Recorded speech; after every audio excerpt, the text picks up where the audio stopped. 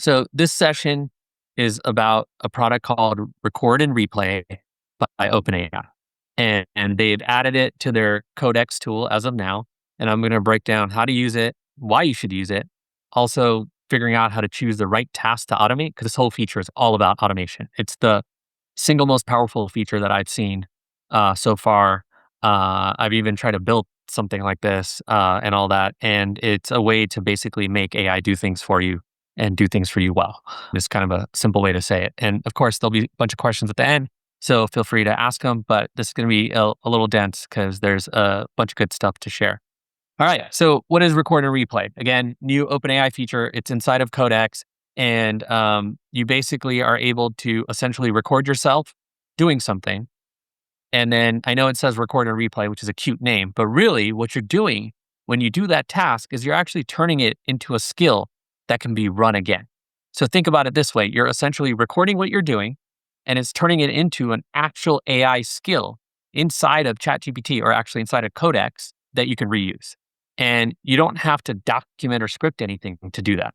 Now, just for some context, when you are trying to automate AI, you do a bunch of stuff first, like try to map out workflows and things like that. This basically compresses all of that into a record button, and all of a sudden you have a skill. It is literally like the most powerful thing that I think exists for AI today, and I think it's so underrated, and people don't understand this yet. So that's why I want to do a session. That's why I said it's probably my favorite, regardless of how many of the folks are here or anything like that.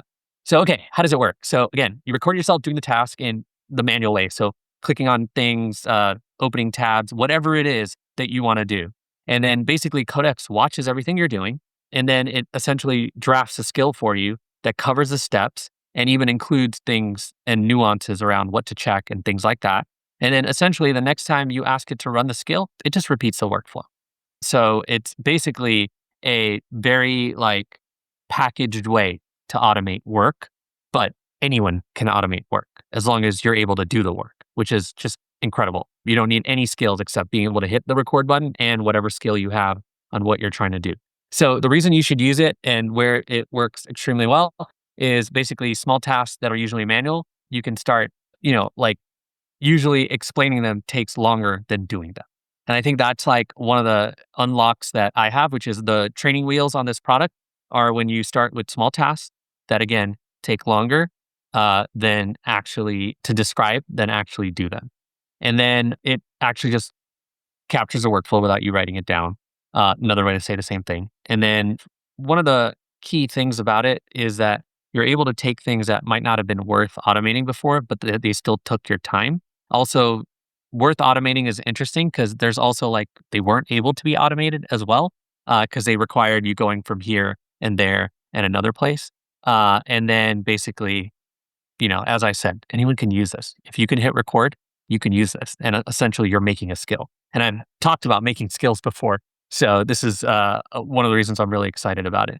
So I'm going to jump right into actually how we use it on heaton.com. So one example is after these session recordings, we're essentially publishing the sessions, right? So let me break down the workflow. What has to happen is the recording file has to be trimmed. A new post has to be created in our custom CMS.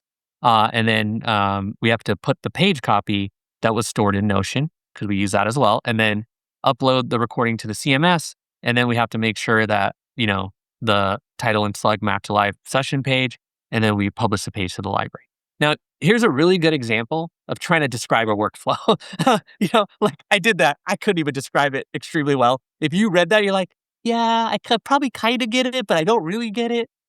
Well, the AI could get it, right? So here's how it works. You add the record and replay plugin on, Codex. So yes, you have to be using Codex. That's what's required.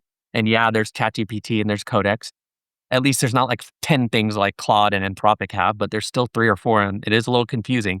So you have to dig in and find that plugin inside of Codex. And then you basically type out a rough description of the workflow that you'll be demonstrating. You don't need to say much. You just have to write something. So just, in this case, talked about watch me upload this and do these things.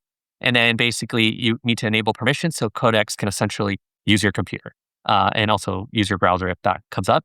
And then basically you perform the task manually. So this is literally performing that task manually and showing exactly how it's done while it's recording. This is exactly what was happening.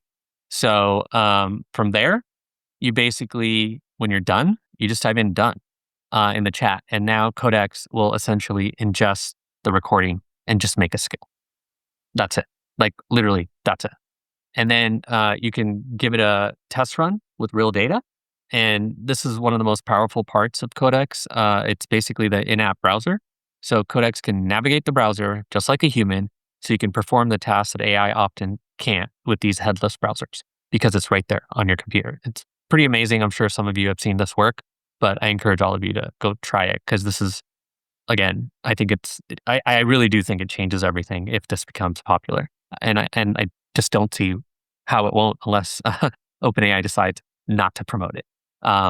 And basically, here you go. If you want to see last week's recording and how we used the tool and what it produced, basically go to heaton.com/library.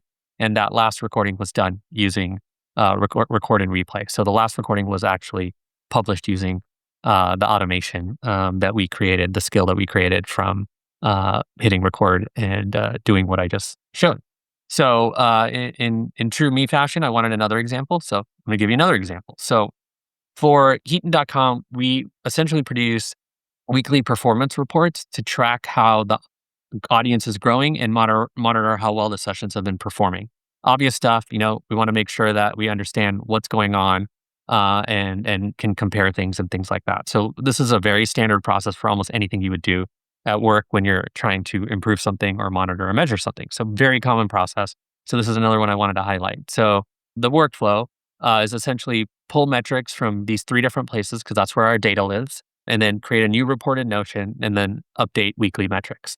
I didn't even bother to try to break out this workflow in any way like I did the last one because, again, same thing, easier to just show it than describe it. And in this case, show it to AI. So let's talk about what that looks like. Again, had the instructions before on how to get the plugin, install it, give computer use access, and then you essentially tag the plugin and ask it to watch you, brief overview or whatever, and then basically go do the thing. So this is the entire whole process here, sped up, of course, in a nice little GIF, going through exactly how we do this and what kind of numbers are being added and where they're coming from and all that kind of stuff. And you can see it's a kind of manual process and takes a whole bunch of steps. So from there, also, as a quick note, if you miss anything or don't do something quite right, you can just send a follow-up prompt and Codex will adjust the skill description and all of that pretty quickly. So that was something we learned doing this. And then, of course, tell Codex you're done. And then, boom, test it on real data. So make it do it again. And that's essentially really easy. In our case, it was prepare a Heaton.com metrics report for the last 7 days. And then boom, watch it work and see it work. And it's amazing how accurate it is and how well it works and also how easy it is to actually go tweak it. So on that note, let's talk about that because I think this is always an important thing. I see a lot of folks talking about these things and then not talking about how to improve them. So I always want to try to add that in, even with the skills creation stuff I shared before, always about how do you make it better? Because that's kind of what you need to do. Or also, how do you make it work right if it's not working right in the first place? So, okay, the process is fairly simple, test, iterate, repeat. So essentially a skill can still be like brittle, like you'll do it once or you'll record it once, and then you might try it and there might be just some things that are off. So what you would do is essentially iterate in the chat. So you would just tell Codex the context it couldn't see, for example, or where it went wrong. And since it's, using the screen recorder, there might be some nuances or things there that it's not capturing or in your brain that you know what to do about. So you just have to point that out because it is AI, it can improve, and it is designed to do this stuff accurately. So one of the problems in the past was that this stuff was actually much harder to do because the AI couldn't do it accurately. So it's actually a big feat that they were able to make the AI work this well. And they have as the kids say, a crack team over at Codex working on this stuff that came from Apple and knows how to work with the computer and all that kind of stuff. So essentially, you then kind of point out the steps that need to change and make sure they don't get hard coded so you can check it out. And then basically, one of the tips we have is like basically keep the recording short and actually use the actual inputs that you're going to use. Don't do like demo for the recording actually do the work. Some folks might not capture that because this is, again, a new mental model for us. We can record and then automate work. That's not really how things used to work pre AI. It was a lot more work, even if it was supposed to be that simple. One thing though is if it's not quite right, it's really easy to just re-record the workflow. So that's probably the master tip, which is, hit the reset button, power off, power on, do it again, kind of situation. So to just be able to find it, you can from the left sidebar, go into plugins, go to skills, go to manage, and then you'll find the skill you created. Not as straightforward or as easy as you might want it to be, but it is available and the skill just gets added in your kind of skill area library, what have you. And then finally, you can go there and then read the skill description. You could disable it if you don't want it always on. And then one thing that we noticed as we were doing this, which is unfortunate, is you can't edit the skill description here like you can in ChatGPT. So I'm sure they'll solve that or do something about it, hopefully.